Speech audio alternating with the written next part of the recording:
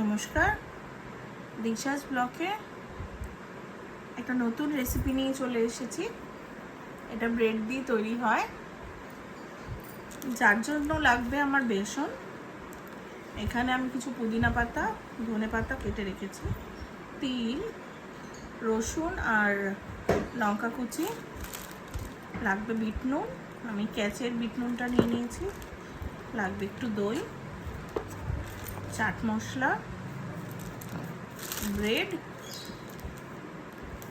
আর লাগবে ভাজা মশলা গুঁড়ো করে রেখেছি। এটা আমি জিরে, ধনে আর গোটা গরম মশলা, শুকনো লঙ্কা দিয়ে ভেজে হালকা খোলায় তারপর গুঁড়ো করে রেখেছি।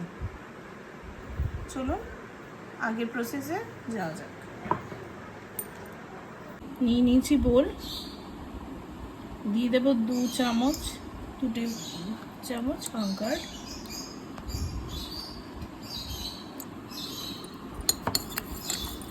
এটাকে একটু ফেটিয়ে নেব।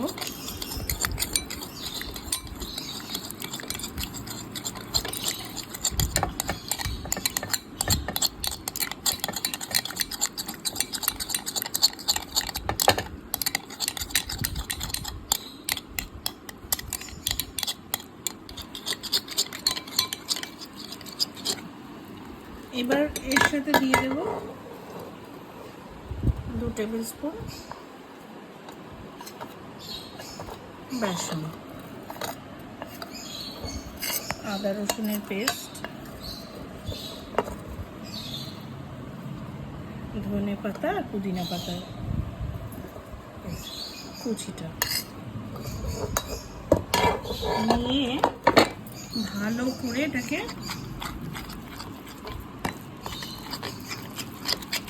বিট করব। বলতে আরেকটা ভুলে গেছি, হলুদ দিতে হবে একটুখানি, আপনি স্কিপও করতে পারেন। এর মধ্যে দিয়ে দেব চাট মশলা,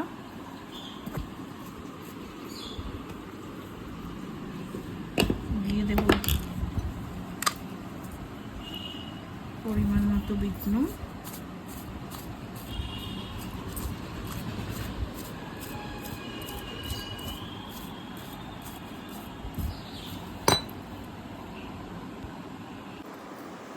এবার দিয়ে দেব সামান্য জল, 1 চিমটি হলুদ,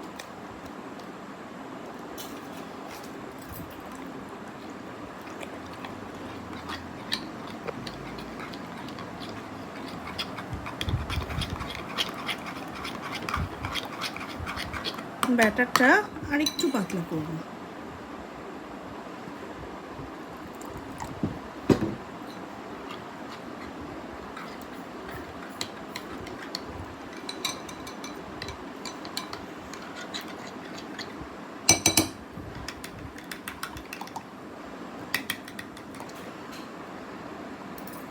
হয়ে গেছে প্রসেসটা মোটামুটি।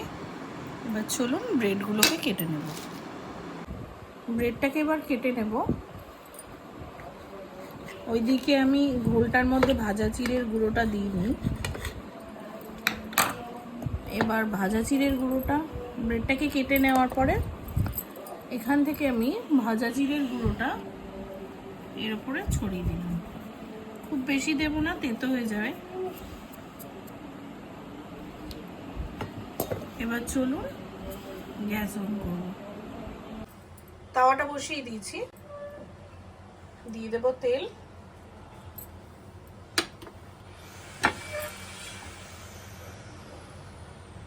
তেলটাকে স্প্রেড করে নেব প্যানের উপর।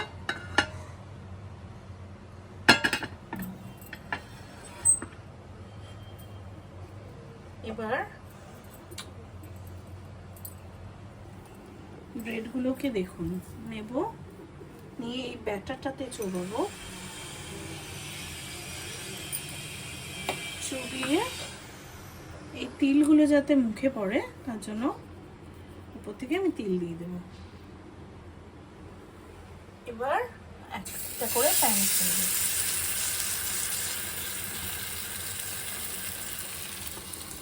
সেম প্রসেসে আরেকটা ব্রেড নিলাম,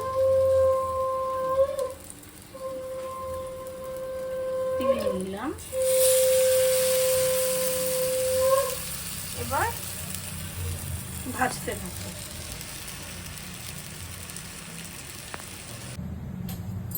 এক পিঠ হয়ে গেছে, অপর পিঠের জন্য এর উপরেই অল্প তেল দেবো, দিয়ে এটাকে টার্ন করে দেবো আর রেড করে আবার ফ্রাই করে নেব।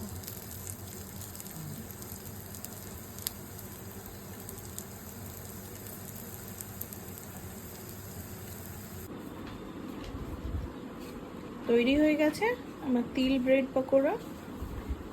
ভালো লেগে থাকলে একটা লাইক, একটা সাবস্ক্রাইব করার অনুরোধ রইল। চলুন রিভিউটা নিয়ে নিই আমার ছেলের থেকে, কেমন হলো খেতে। কেমন হয়েছে বাবু?